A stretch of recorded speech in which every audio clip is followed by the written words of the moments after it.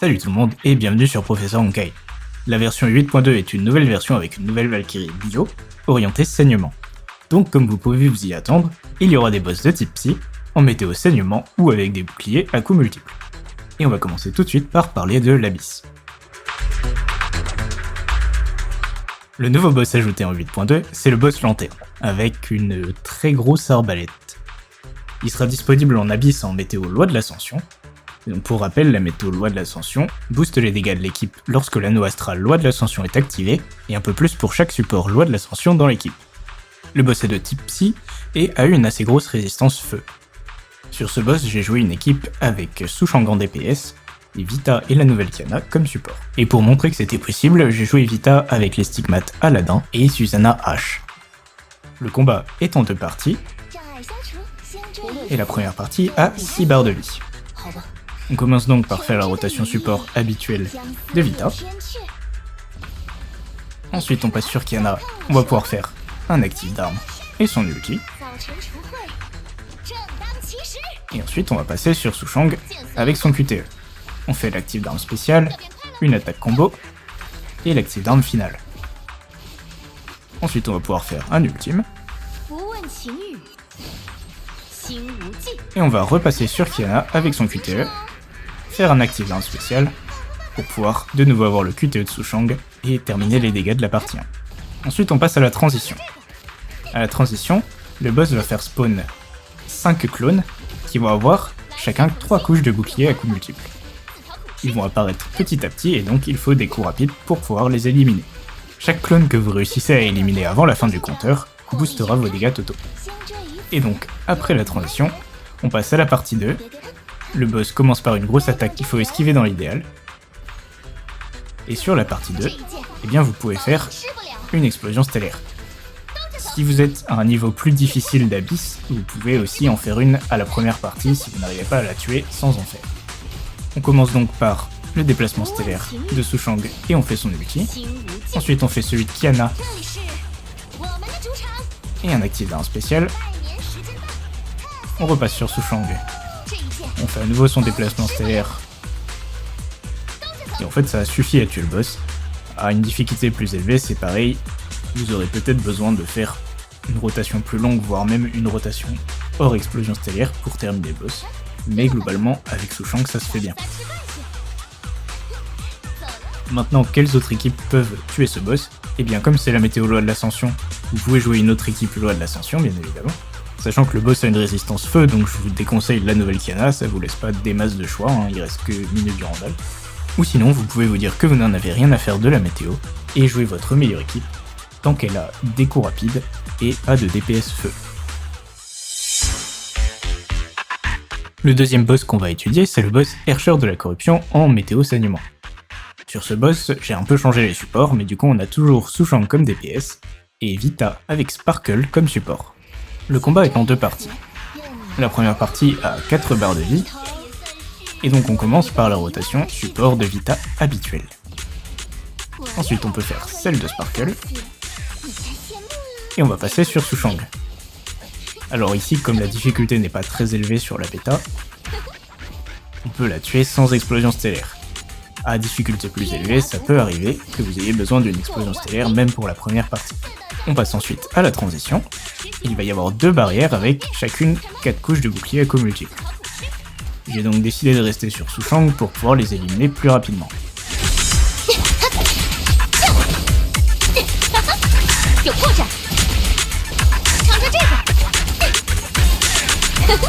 Et donc la partie 2 a 6 barres de vie, et on va pouvoir faire notre explosion stellaire.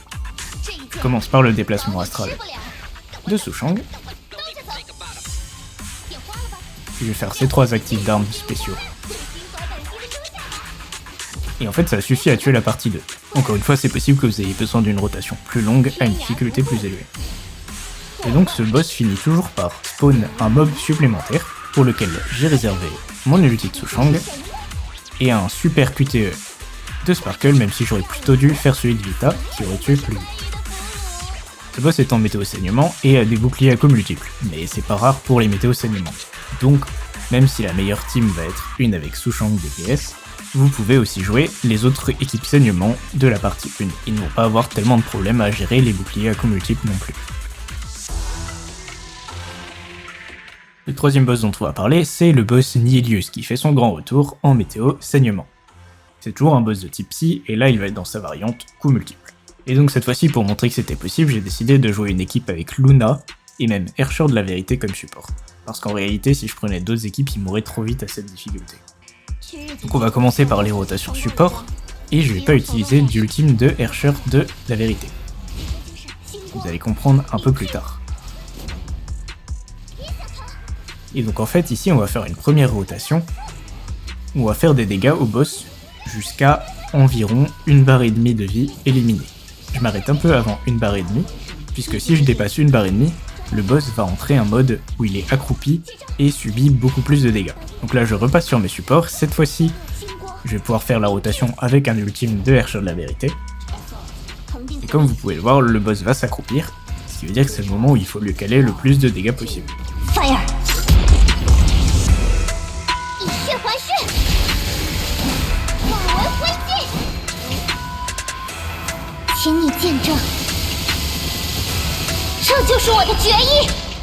Une fois que le boss se relève, il va faire apparaître un de ses clones, un clone un peu transparent mais qui a surtout un bouclier à coups multiples. Et tant que vous n'aurez pas éliminé ce bouclier à coups multiples, vous ferez très peu de dégâts au boss. Donc ici on va profiter de la grande Griseo pour éliminer rapidement le bouclier à coups multiples, et ensuite on va pouvoir finir notre rotation habituelle.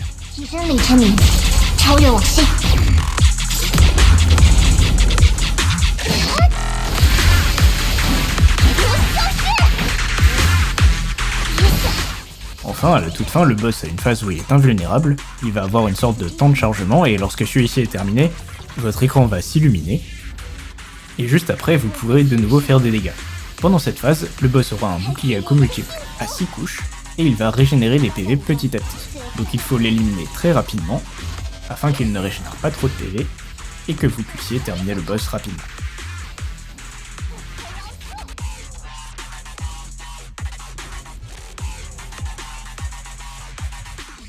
La meilleure équipe pour ce boss, ce sera évidemment une équipe avec Sushang DPS encore une fois, mais comme j'ai pu le montrer ici, vous pouvez aussi tout à fait jouer les autres équipes saignement de la partie 1. Pour en finir avec l'Abyss, on va parler du boss Gardien venu d'ailleurs en Météo Astre. Alors c'est pas un boss qui est nécessairement nouveau, et je ne sais pas s'il a été modifié pour toujours, ou si ce qui nous est proposé c'est plus une variante de celui qu'on connaissait déjà, un peu comme le boss Nihilius par exemple a plusieurs variantes.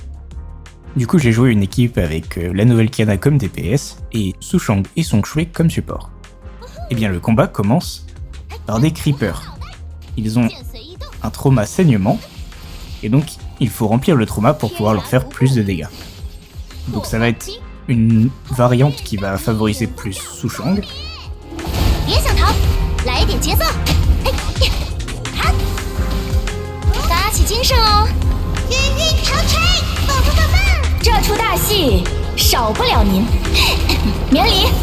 Et donc quand on a tué les creepers, le boss va spawn. Je fais en sorte de garder une attaque chargée sur Song Shui pour pouvoir cristalliser le boss instantanément. Ensuite on peut entrer en explosion stellaire. On va faire le super QTE de Kiana, puis sa rotation DPS habituelle. Ça suffit à tuer la partie 1, et là comme vous pouvez le voir, il n'y a pas eu de transition. Avant il y avait une transition où il fallait esquiver des coups et détruire des cristaux, et bien il n'y a plus cette transition sur cette variante du boss. Donc on passe directement à la phase 2. Donc je trouve que dans ce format là le boss est plus rapide que sa version précédente, mais encore une fois je sais pas si ce sera une variation et si on aura encore le précédent de temps en temps ou pas.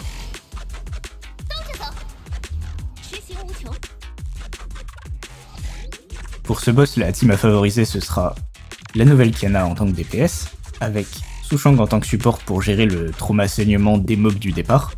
Après vous pouvez aussi ne pas faire le trauma saignement, mais ça vous prendra un peu plus de temps de les tuer. Sinon en autre Valkyrie, vous pouvez aussi jouer une équipe avec Song Shui en DPS, ou avec Senadina en DPS, ou on peut même imaginer jouer Griseo adulte en tant que DPS aussi. On passe maintenant à l'arène commémorative, Et le nouveau boss qui y est ajouté en difficulté triple S, c'est également le boss lanterne. Il est toujours de type psy, et cette fois il a une faiblesse au saignement, aux dégâts physiques, aux dégâts de glace, et toujours une résistance aux dégâts de feu. J'ai malgré tout décidé de jouer une équipe avec Sushang en DPS, avec Sparkle et Song Shui comme support. Le combat est en 2 parties, et il commence par une grosse attaque que vous devez esquiver.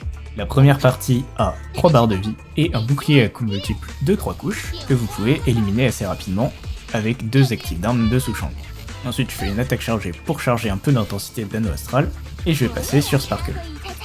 On fait son actif d'arme spéciale, puis je passe sur Song Shui, commence par faire un ultime, et après ça je vais faire son attaque chargée. Et maintenant on doit avoir assez d'intensité pour faire une première explosion stellaire, parce que la première partie est vraiment plutôt résistante en réalité. On commence par le déplacement stellaire de Sushang, puis on va faire directement un ulti. On va pas s'embêter avec les actifs d'armes parce qu'ils font perdre du temps en arène commémorative. Avec Song Shui, on va faire l'attaque chargée quand même, puis on va repasser sur Sushang et faire à nouveau son déplacement stellaire. Ça devrait tuer le boss, et donc là on l'a tué sans perdre trop de temps. À la transition, on va avoir, comme pour sa version en Abyss, un petit compteur de temps, et on va avoir 5 lanternes avec des boucliers à coups multiples à détruire. Comme j'ai un peu de temps ici, j'en profite pour recharger un peu d'intensité avec Sparkle et le QTE de Song Shui. Puis je vais passer sur Sushang, et on va pouvoir spammer des actifs d'armes. Ces actifs d'armes lancent une espèce de petite shuriken, qui vont nous permettre de nous téléporter sur la lanterne suivante, avec l'actif d'arme spécial. Donc c'est vraiment une transition qui est conçue pour Sushang, et que vous risquez d'avoir du mal à faire avec un autre DPS. Chaque lanterne que vous détruisez va faire des dégâts au boss, et va également augmenter vos dégâts dans la partie 2. À la fin de la transition, la partie 2 commence avec une grosse attaque que vous devez esquiver, puis le boss est enfin attaquable, et la partie 2 a 6 barres de vie avec de nouveau un bouclier à coups multiples à 3 couches. Je vais donc commencer par un ulti Sushang pour le détruire. Ensuite je vais faire un QTE Sparkle et son actif d'arme, un QTE Song Shui et son attaque chargée. Je vais en profiter pour faire un petit ulti aussi. Puis on va repasser sur Sushang pour faire quelques dégâts le temps de finir de charger notre anneau astral.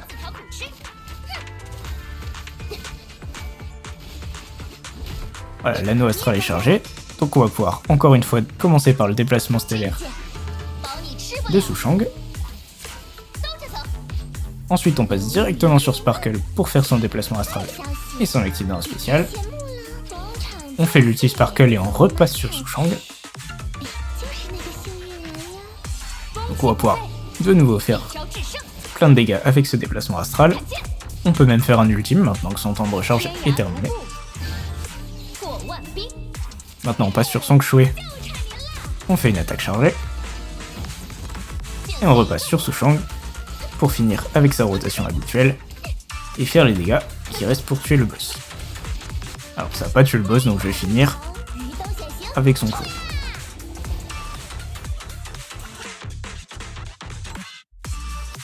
Donc comme je disais à la transition, Sushang est vraiment très forte, et vous risquez de ne pas pouvoir détruire toutes les lanternes avec une team alternative. Mais je vous propose quand même, si vous le souhaitez, de jouer les autres équipes saignement de la partie 1, ou même une autre équipe de la partie 2 du moment que vous avez des coups multiples assez faciles. Par exemple avec lanterne comme support. Mais je vous garantis pas que ça fasse un score incroyable. Voilà, on a fait le tour des nouveaux boss de cette version. Comme d'habitude, si vous avez des questions, n'hésitez pas à les poser en commentaire ou à rejoindre le Discord qui est en description. À laisser un like si vous avez aimé, à vous abonner si vous voulez pas rater les futurs guides. Et sur ce, moi je vous dis à une prochaine sur Professeur Honkai.